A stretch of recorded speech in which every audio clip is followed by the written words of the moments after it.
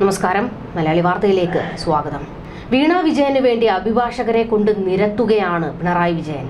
മാസപ്പടി വിവാദത്തിലെ SFIO അന്വേഷണം റദ്ദു ചെയ്യണമെന്നാവശ്യപ്പെട്ട് ഹൈക്കോടതിയിൽ കേസ് നടത്താൻ അഡ്വക്കേറ്റ് CS വൈദ്യനാഥനെയാണ് KSIDC 82 ലക്ഷം രൂപ നൽകി ഇറക്കിയിരിക്കുന്നത്.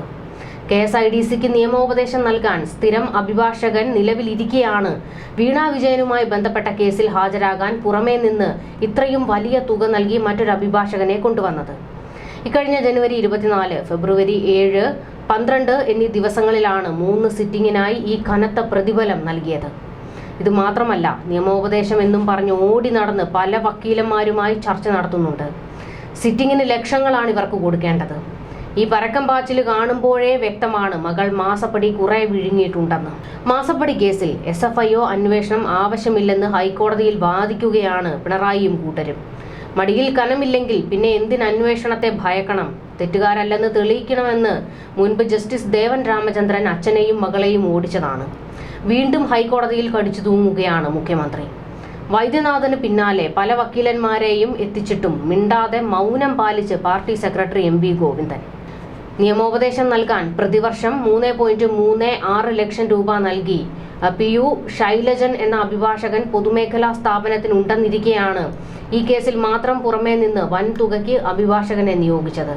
പ്രോപ്പർ ചാനൽ പ്രസിഡന്റ് MK ഹരിദാസിന് വിവരാവകാശ നിയമപ്രകാരം ലഭിച്ച മറുപടിയിലാണ് KSIDCയുടെ വെളിപ്പെടുത്തൽ.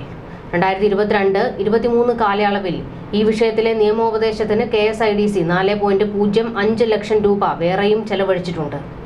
മുഖ്യമന്ത്രിയുടെ മകൾ ഉൾപ്പെട്ട കേസിൽ പുറമേ നിന്ന് നിയമോപദേശം തേടാൻ ചെലവഴിച്ച വൻ തുകയ്ക്ക് പൊതുമേഖലാ സ്ഥാപനമായ KSIDC അധികൃതർ ഉത്തരവാദികളാണ്. സർക്കാർ ഉടമസ്ഥതയിലുള്ള KSIDCയുടെ അഭിഭാഷക ചെലവിനെക്കുറിച്ച് ഉത്തരം പറയാൻ സർക്കാരിനും ബാധ്യതയുണ്ട്. അതേസമയം വിഷയത്തിൽ പ്രതികരിക്കാൻ CPM സംസ്ഥാന സെക്രട്ടറി MV ഗോവിന്ദൻ തയ്യാറായില്ല.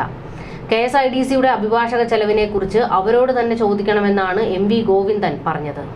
ഉത്തരം മുട്ടുമ്പോൾ കൊഞ്ഞണം കുത്തുന്നതാണല്ലോ ഇവരുടെയൊക്കെ രീതി. അതുകൊണ്ട് തന്നെയാണ് MV ഗോവിന്ദനും മൗനം പാലിക്കുന്നത്. മാത്രമല്ല, ഇനിയിപ്പോൾ പറഞ്ഞിട്ടും വലിയ കാര്യമൊന്നുമില്ല. കാരണം വീണമോളെ എടുത്ത് തോളത്ത് വെച്ചു പോയില്ലേ. ഇനിയിപ്പോൾ എല്ലാത്തിനും ഇങ്ങനെ തലകുനിച്ച് നിൽക്കേണ്ടി വരും. അതാണ് CPMന്റെയും അവസ്ഥ. ഒരക്ഷരം മിണ്ടാനാകാത്ത അവസ്ഥയിലാണ് പാർട്ടി. ഈ തെരഞ്ഞെടുപ്പിൽ CPM തോറ്റാൽ അതിനൊരു കാരണം വീണ വിജയൻ തന്നെയാണ് എന്നുള്ളതിൽ ഒരു സംശയവും വേണ്ട.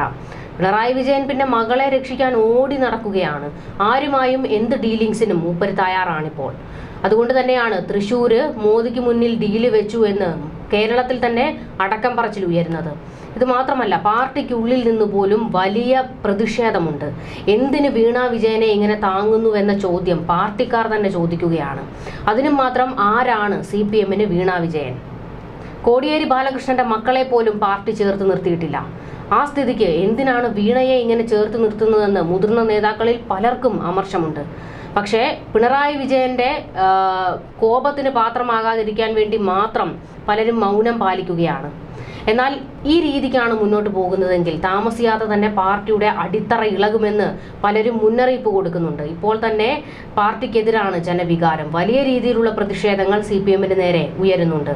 അതിൻ്റെ കൂടെയാണ് ഇത്രമാത്രം ധൂർത്ത് സർക്കാർ കാണിക്കുന്നത്. അതും മാസപ്പടി കേസുമായി ബന്ധപ്പെട്ട് ജനം പട്ടിണി കിടക്കുകയാണ്, മുണ്ട് മുറുക്കി ഉടുത്ത് ജീവിക്കുകയാണ്. അപ്പോഴാണ് ഖജനാവിൽ നിന്ന് ലക്ഷങ്ങളും കോടികളും ഈ കേസിന് വേണ്ടി മാത്രം സർക്കാർ ചെലവഴിക്കുന്നത്. എന്നിട്ടും ഇതിനെക്കുറിച്ച് ഒരക്ഷരം മിണ്ടാൻ ഈ പാർട്ടി സെക്രട്ടറിയോ തയ്യാറാകുന്നില്ല. അപ്പോഴും കഴിഞ്ഞ ദിവസം PB അംഗം പ്രകാശ് കാരാട്ട് രംഗത്ത് വന്ന് സംസാരിച്ചത് വീണയെ അറസ്റ്റ് ചെയ്യാനും ചോദ്യം ചെയ്യാനും ED ആരാണെന്നാണ്. തിരിച്ചണികൾ നട്ടലുള്ള കമ്മ്യൂണിസ്റ്റുകൾ ഉണ്ടെങ്കിൽ പ്രകാശ് കാരാട്ടിനോട് തിരികെ ചോദിക്കുക, CPMന് ആരാണ് വീണ വിജയനെന്ന്. ഒരു മറുപടി എവിടെയും നിന്ന് കിട്ടില്ല. കാരണം പാർട്ടി അംഗത്വം പോലുമില്ല. എന്നിട്ടും AKG സെന്ററിന്റെ മേൽവിലാസമാണ് വീണയുടെ ബംഗളൂരുവിലെ കോർപ്പറേറ്റ് കമ്പനിക്ക് കൊടുത്തത്. അതുതന്നെയാണ് പാർട്ടി ആസ്ഥാനം നേരിടുന്ന വലിയ പ്രതിസന്ധി. ഏത് നിമിഷവും അന്വേഷണ ഏജൻസി ചവിട്ടി പൊട്ടിച്ചെത്താം. അപ്പോഴും ഗോവിന്ദന് ഇങ്ങനെ തലകുനിച്ച് നിൽക്കേണ്ടി വരും. മാസപ്പടി കേസിൽ എക്സാലോജിക്കുമായുള്ള ഇടപാടിന്റെ പൂർണ്ണ രേഖകൾ CMRL കൈമാറുന്നില്ല എന്ന് ED കോടതിയെ അറിയിച്ചിട്ടുണ്ട്.